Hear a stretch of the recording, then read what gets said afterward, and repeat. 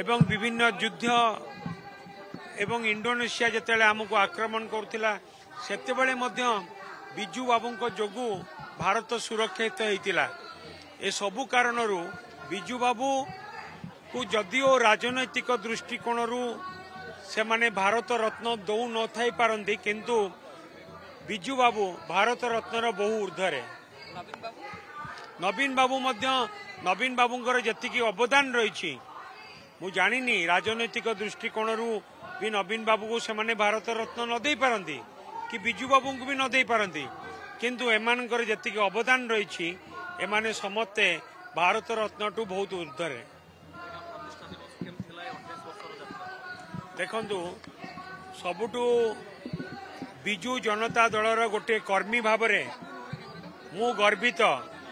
कि मोर नेता नवीन पट्टनायक 28 वर्ष भितर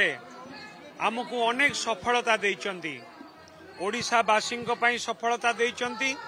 एवं जातीय स्तर रे आंतर्जातिक स्तर रे नवीन बाबू कार्य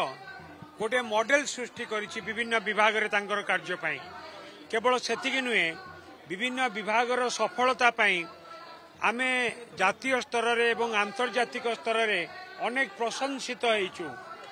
आम नेता नवीन बाबू आम आंचलिक दल बिजू जनता दल को भारत वर्षर गोटे सर्वश्रेष्ठ आंचलिक दल रे परिणत करने सक्षम होइछु एवं ता सहित आम नेता नवीन पट्टनायक भारत वर्ष रे विभिन्न समय रे भारतर सबुठु श्रेष्ठ मुख्यमंत्री मध्य हेई पारिचंती तांको काम पाई तेणुकरी सेपरी गोटे दल सेपरी गोटे नेता को पाखरे रही कि आमे गर्वित एवं नवीन एवं आमर लक्ष्य बिजू जनता दलर लक्ष्य ओडिशार विकास एवं ओडिशावासी मंगल ओडिशावासी को किपरि अधिक रु अधिक सुविधा सुजोग दियाजिवो सेतिपाई बिजू जनता दल काम करुतिला एवं आगामी दिन में काम करिवो।